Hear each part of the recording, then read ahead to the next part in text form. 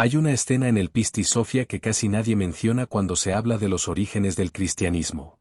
No está en los evangelios oficiales. No forma parte de los sermones tradicionales. No aparece en las representaciones más conocidas de la historia.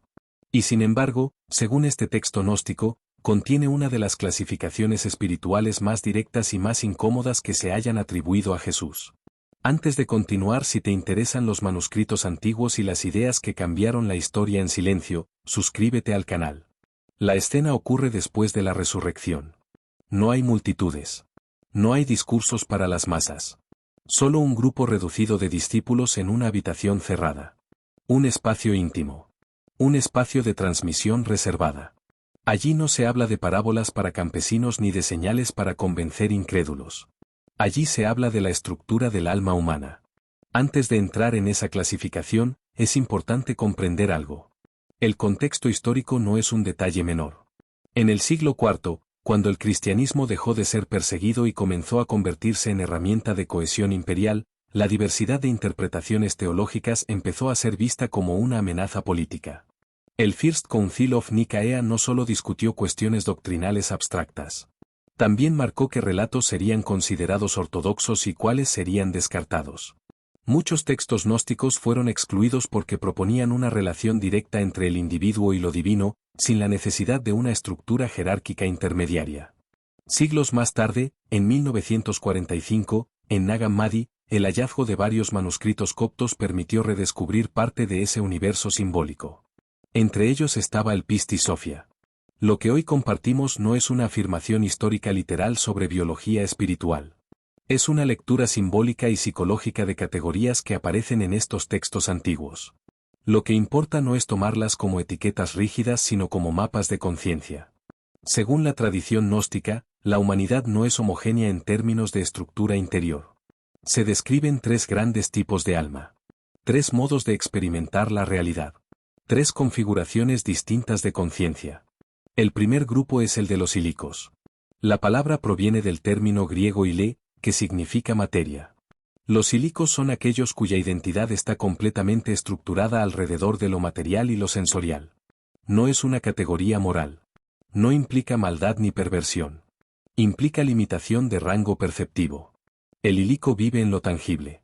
Lo que no puede tocar, medir o verificar con los sentidos físicos simplemente no entra en su marco de realidad.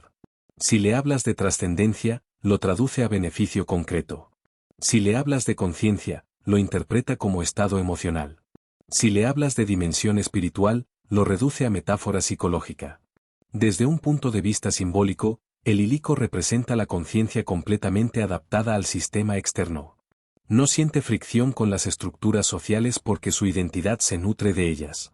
Encuentra sentido en la acumulación, en el reconocimiento externo, en la estabilidad material. No cuestiona profundamente el diseño del mundo porque no percibe capas más allá de él.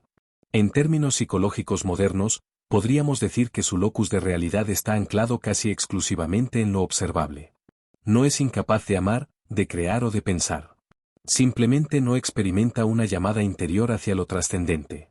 Cuando escucha hablar de despertar espiritual, no siente resonancia. No porque se resista activamente, sino porque no hay una referencia interna que responda. El sistema social no necesita reprimir al ilíco. Ya está alineado con su frecuencia. Su sentido de identidad depende del orden externo, por lo que no tiene motivación profunda para desmantelarlo.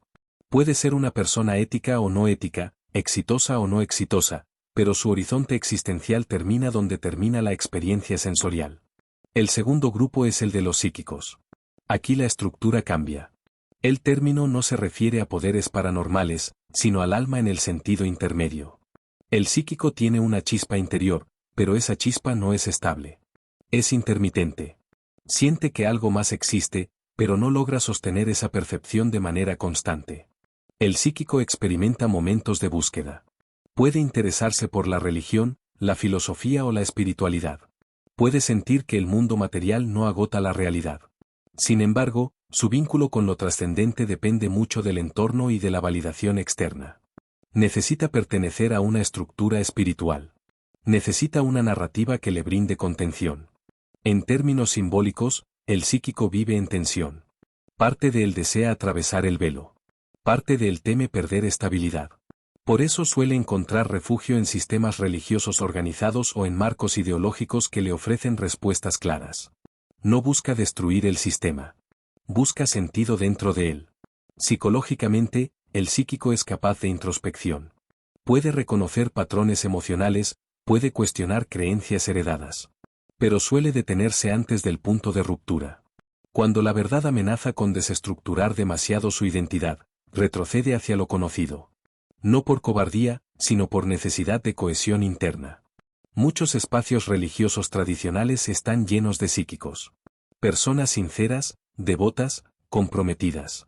Sienten la dimensión espiritual. Pero la experimentan a través de una mediación institucional. Necesitan ritual, doctrina, guía externa. Sin esa estructura, se sienten perdidos. El tercer grupo es el de los pneumáticos. Pneuma significa espíritu o aliento. En la tradición gnóstica, el pneumático no solo busca lo divino. Lo reconoce como algo interior. No como creencia, sino como experiencia directa.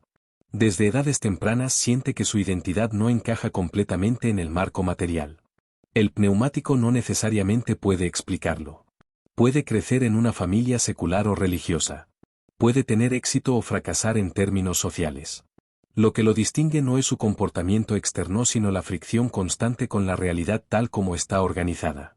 Desde niño puede hacer preguntas que incomodan. No preguntas rebeldes por desafío, sino preguntas estructurales. ¿Por qué las cosas funcionan así? ¿Quién definió estas reglas? ¿Por qué el sufrimiento parece tan normalizado? Esa inquietud no es superficial. Es existencial. Psicológicamente, el pneumático experimenta una sensación persistente de extranjería. Puede amar a las personas de su entorno y al mismo tiempo sentir que no pertenece del todo. Puede participar en el sistema y a la vez percibir sus fallas internas. Esa doble conciencia genera intensidad. A diferencia del ilíco, el pneumático no se conforma con lo visible. A diferencia del psíquico, no necesita necesariamente una estructura externa para validar su experiencia. Puede atravesar etapas de soledad profunda porque su referencia principal no es la aprobación social sino la coherencia interior. En los textos gnósticos, los pneumáticos son aquellos que llevan una chispa completa del principio divino. En términos simbólicos contemporáneos, podríamos decir que representan la conciencia capaz de observar el sistema desde dentro sin identificarse completamente con él. Esa capacidad tiene un precio. La fricción constante puede generar ansiedad, aislamiento o sensación de ser demasiado intenso. Pero también es fuente de creatividad, percepción aguda y deseo genuino de transformación. Cuando estas tres categorías se miran juntas, no forman una jerarquía moral sino un mapa de niveles de identificación. El ilíco está completamente identificado con la materia. El psíquico oscila entre materia y espíritu. El pneumático reconoce el espíritu como núcleo primario y la materia como escenario. Si escuchaste estas descripciones y no sentiste nada, eso también es información. Si sentiste incomodidad, también es información. Y si algo en tu interior respondió con claridad, presta atención a esa respuesta. Porque lo que viene después en la tradición gnóstica no es simplemente una división en tres grupos. Es una diferenciación más sutil dentro del tercer grupo. Dentro de los pneumáticos, según esta lectura simbólica, hay múltiples expresiones de esa chispa. Diferentes modos de encarnar conciencia. Pero todo comienza aquí. Con reconocer que no todos experimentamos la realidad desde el mismo punto de partida interior. Que algunas personas viven plenamente en lo visible. Que otras sienten un llamado intermedio. Y que algunas no pueden ignorar una sensación de origen más profundo. Escribe en los comentarios con qué tipo de alma te sientes más identificado. No se trata de superioridad. Se trata de configuración. Y comprender tu configuración cambia la manera en que interpretas tu historia personal.